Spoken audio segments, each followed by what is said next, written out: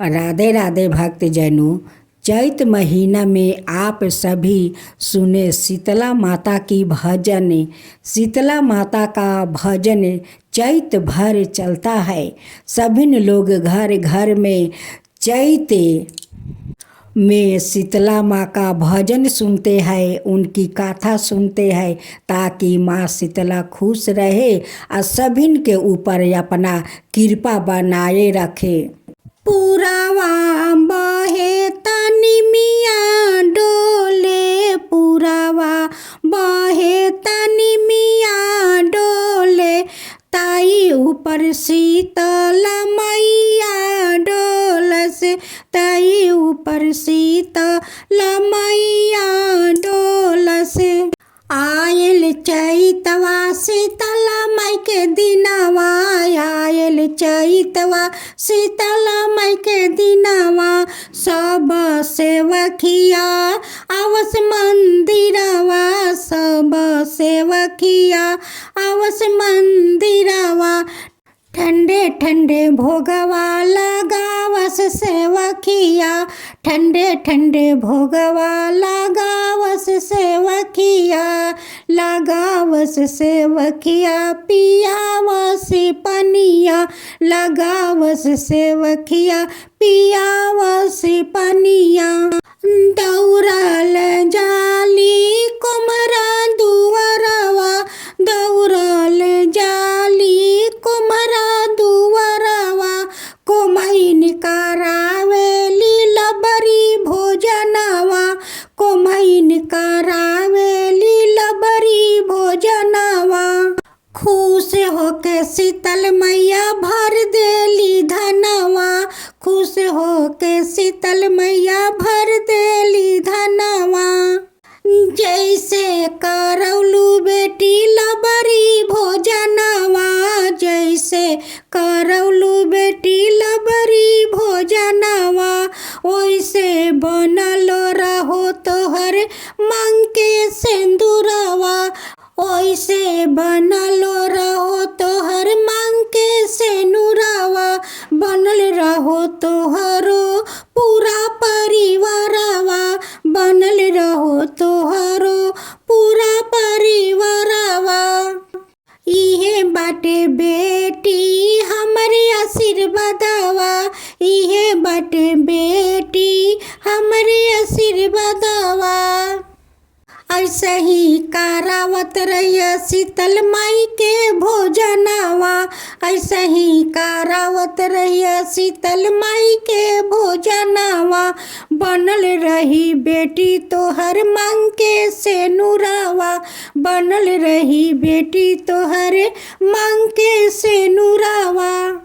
अब सुने दूसरा भजन। आयल चैतवा शुभ महीनावा, आयल चैतवा शुभ महीनावाला, गाइला झुलुआ शीतला मैया, लगाइला झुलुआ हो, नैन मिया के गचिया शीतला मैया, झुलुआ लगाइला हो, नैन मिया के गचिया शीतला मैया, झुलुआ लगाइला हो।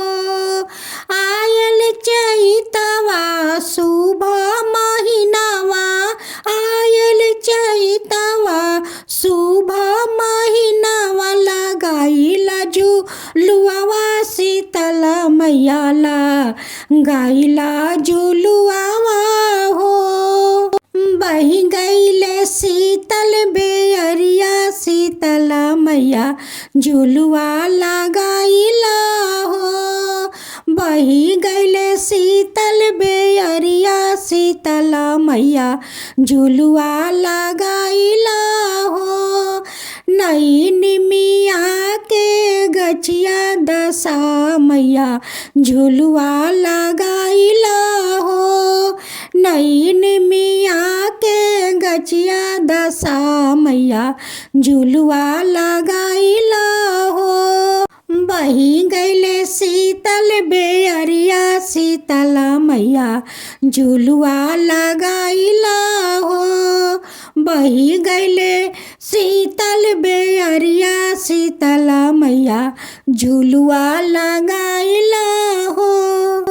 झुलुआ लगाइला झुलुआ लगाइला झुलुआ लगाइला झुलुआ लगाइला बही गईले शीतल बेअरिया शीतला मैया झुलुआ लगाइला हो। बही गईले शीतल बेअरिया दशा मैया झुलुआ लगाइला हो। अब सुने दूसरा भजन। आयल चैतवा शुभ महीनावा आयल चैतवा शुभ महीनावाला गाइला झुलुआ शीतला मैया लगाइला झुलुआ हो। नई निमिया के गचिया शीतला मैया झुलुआ लगाइला हो। नई निमिया के गचिया शीतला मैया झुलुआ लगाइला हो। आयल चैतवा शुभ महीनावा आयल चैतवा शुभ महीनावा लगाइला झुलुआ शीतला मैया लगाइला झुलुआ हो। बही गईले शीतल बेअरिया शीतला मैया झुलुआ लगाइला हो। बही गईले शीतल बेअरिया शीतला मैया झुलुआ लगाइला हो। नई निमिया के गचिया दशा मैया झुलुआ लगाइला हो। नई निमिया के गचिया दशा मैया झुलुआ लगाइला हो। बही गईले शीतल बेअरिया शीतला मैया झुलुआ लगाइला हो। बही गईले शीतल बेअरिया शीतला मैया झुलुआ लगाइला हो। झुलुआ लगाइला झुलुआ लगाइला झुलुआ लगाइला झुलुआ लगाइला बही गईले शीतल बेअरिया शीतला मैया झुलुआ लगाइला हो। बही गईले शीतल बेअरिया दशा मैया झुलुआ लगाइला हो। राधे राधे भक्त जनों, चैत्र मास में माँ शीतला का घर घर लोग उनकी कहानी सुनते हैं, उनकी भजन सुनते हैं ताकि माँ शीतला शांत रहे। घर घर में माँ शीतला आती है, उन्हें भजन गाकर उन्हें शांत करते हैं। इसलिए शीतला माँ का भजन सुने और उनकी गाथा सुने ताकि शीतला माँ शांत रहे। हो सके तो सुबह और शाम में जल में नीम पाता डालकर और सारा घर में छींटा मारे ताकि माँ शीतला शांत रहे। निमिया की डार मैया लावाली झूलुआ के झूली झूली मैया मोरी गावाली गी ताकि डूली डूली मैया मोरी गावाली गी ताकि डूली डूली झूलता झूलते माई के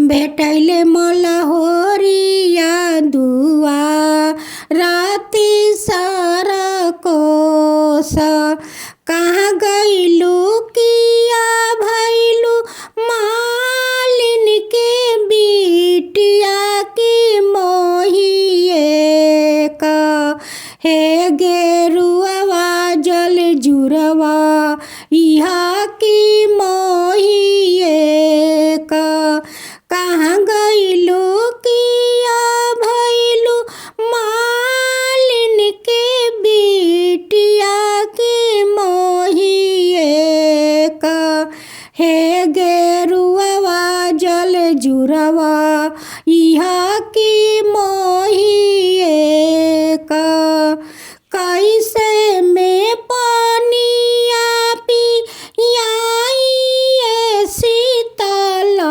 मैया मोरा गोदे बाटे बाला का नादा ना की मोरा गोदे कैसे में पानिया पियाइए शीतला मैया मोरा गोदे बाटे बाला का नादा ना की मोरा गोदे गोदी के बालक वर मालिन भुइया में सुतई है कि मोहिए का हे गेरुआ जल पिया इहे कि मोहिए का हे गेरुआ जल